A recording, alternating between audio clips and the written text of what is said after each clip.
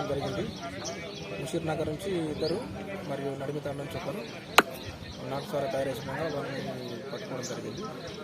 దాని అనుసారంగా ఈరోజు ఎంఆర్ ఆఫీసు సిరికొండ నందు పై ఆఫీసర్ ఆదేశాల మేరకు నేను బయలుదేరి వేయడం జరిగింది.